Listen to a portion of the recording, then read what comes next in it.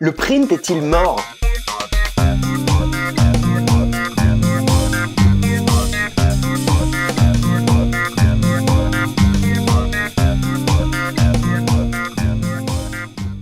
Aujourd'hui, je vais répondre en plusieurs parties à une question qui a été posée dans les commentaires de la vidéo « Pourquoi se spécialiser quand on est graphiste ?» Je te mettrai le lien dans la description. Je vais te lire son commentaire et ensuite on va discuter un petit peu de chaque point de son commentaire. Donc Jade, elle me dit « Bonjour, je suis tes vidéos depuis un moment et je me manifeste enfin. Penses-tu que c'est de foncer droit dans le mur que de vouloir se spécialiser dans le print ? Tellement de monde est d'accord pour dire que le web va dépasser le print et que pour vivre, il faut plutôt se centrer sur le web. Moi, ça m'embête, je suis plus à l'aise en print et à la fin, elle se pose la question de savoir spécialiser en print, est-ce que c'est suffisant? Est-ce que c'est assez précis comme spécialisation? Donc dans cette vidéo, on va parler des deux parties importantes, à savoir est-ce que le print est mort et quel est le niveau de spécialisation qu'il faudrait avoir pour que ce soit intéressant, pour que ce soit cohérent, pour pouvoir justifier d'une réelle expertise et pouvoir en vivre. Alors tout d'abord, est-ce que le print est mort? Oui et non.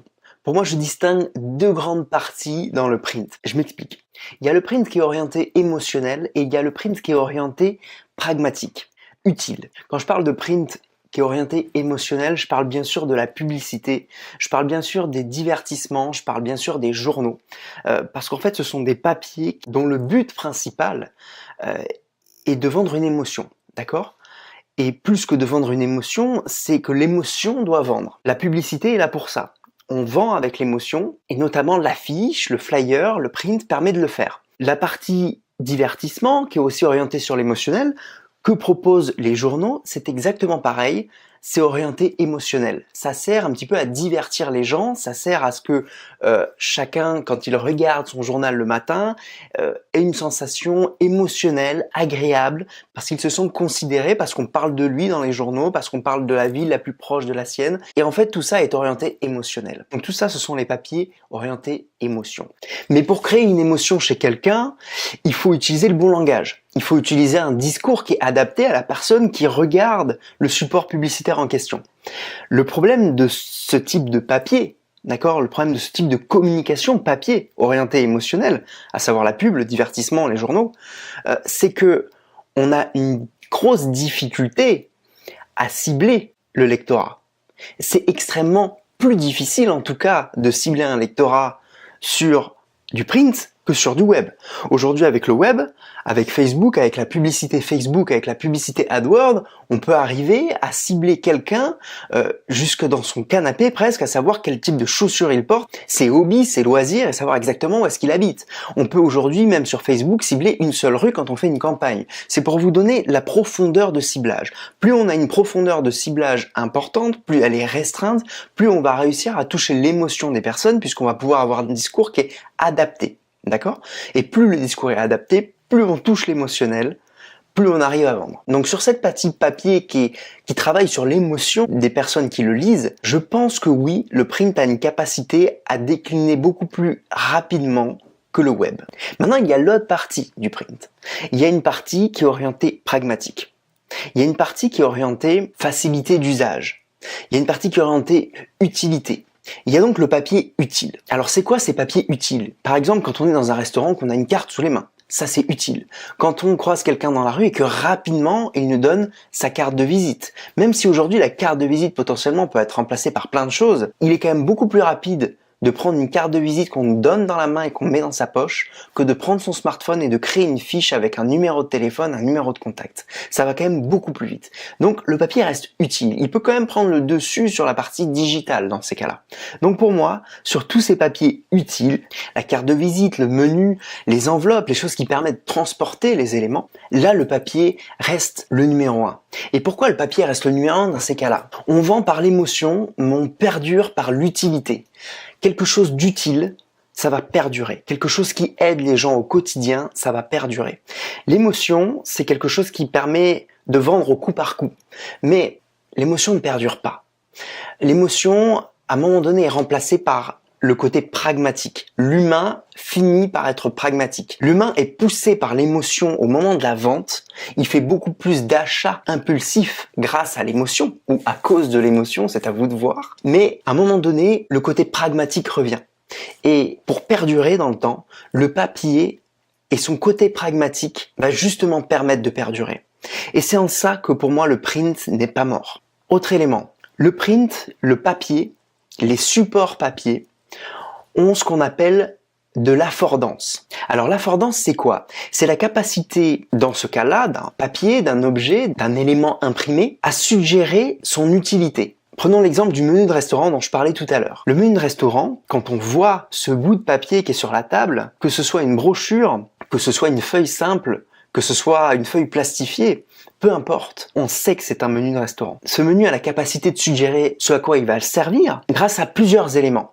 Notamment sa forme, qui peut être une forme commune, mais aussi par rapport au contexte. Et là où c'est intéressant, c'est qu'en fait, le papier est distribué dans un contexte où il est connu de la personne qui va le lire, dans un contexte qu'elle a choisi. C'est pour ça que l'attention de la personne est tout autre que par rapport à la communication qu'on peut trouver sur le web. Une communication qui est parfois intrusive, une communication qui n'est pas forcément toujours adaptée, parce que tout le monde ne prend pas le soin de se référencer correctement et de poser les bons mots sur ce qu'il propose. Donc les personnes peuvent potentiellement souvent tomber sur des choses qui ne concernent pas leur recherche. Comparé par rapport aux éléments print qui, eux, font partie d'un contexte dans lequel on sait déjà ce qu'on va avoir dans le contenu de ce support. Et ça permet vraiment de créer déjà une première connexion avec la personne, puisque la personne, ne serait-ce qu'au premier coup d'œil, a compris ce qu'elle allait avoir comme information. Et ça, c'est un élément très important, puisqu'on ne frustre pas les gens. La promesse est claire, elle est déjà faite au premier coup d'œil. Il y a un publicitaire qui disait « Dire est plus important que ce que l'on dit ». C'est-à-dire que dire, la manière dont on s'exprime, est plus importante que ce qu'on va dire, parce qu'elle permet de mettre en condition la personne. En l'occurrence, utiliser le vecteur d'un support print est plus important que ce qu'on va dire dans ce support-là. On est déjà dans un conditionnement de la personne. Étant donné que la personne sait qu'elle va avoir l'information qu'elle recherche, elle n'est pas frustrée, elle n'est pas perdue. Quand elle prend son journal dans les mains, elle sait qu'elle va avoir des actus. Quand elle prend un menu de restaurant, elle sait qu'elle va avoir les plats du restaurant. Quand elle prend une carte de visite, elle sait qu'elle va avoir les informations de la personne à qui elle l'a demandé. Et on lui impose pas, en fait, tout simplement, les éléments qu'elle doit avoir dans les mains. On lui impose pas puisque c'est elle qui l'a choisi. À partir du moment où la personne choisit les éléments, et c'est ce que peut créer justement tous les supports print. Et c'est là qu'on se rend compte que le support de communication print devient un élément indispensable. Et non, le print n'est pas mort. Élément supplémentaire. Le web communique par rapport à deux éléments sensoriels.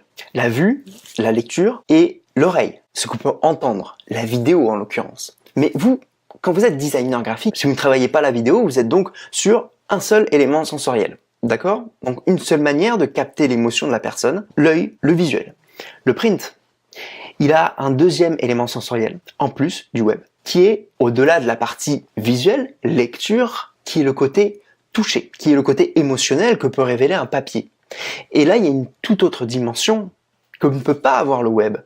Parce que tout simplement, on est dans du pragmatique, on est dans du concret. Et une émotion qui passe par le toucher est une émotion qui est intégrée par la personne 3 fois plus qu'une émotion qui passe par le son. Donc pour conclure sur cette première partie, le print est-il mort? Je ne crois pas qu'il soit mort. Je ne crois pas que le web prenne le dessus non plus.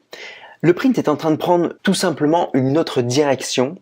Il est en train de se nicher de plus en plus et pour moi ça devient une opportunité puisque finalement tout le monde dit que le print est mort et c'est ce qui finalement le rend intéressant. Vous savez, les gens ont toujours aimé la différence et jusqu'ici tout le monde a fait du print, maintenant tout le monde est en train de faire du web et demain tout le monde reviendra au print parce que le web sera devenu un standard et un des éléments de différenciation sera le print, sera le papier.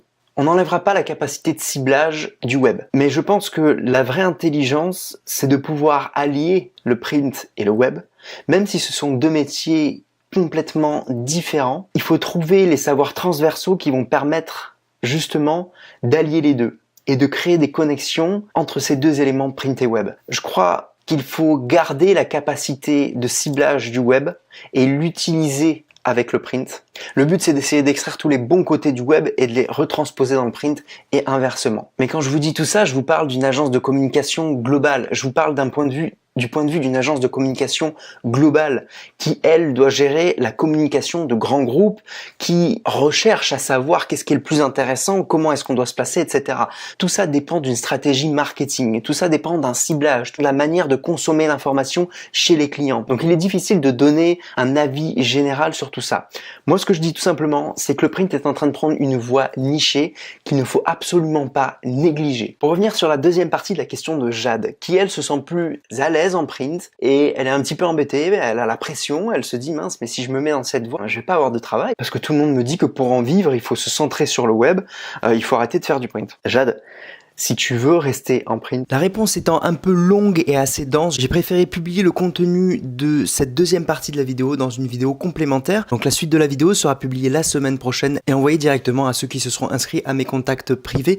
Et si vous tombez directement sur cette vidéo après la semaine prochaine, eh bien vous avez juste à cliquer dans le lien qui sera présent dans la description. Comme d'habitude, si vous voulez recevoir les vidéos en exclusivité directement dans votre boîte mail, ça se passe dans le lien dans la description juste en dessous.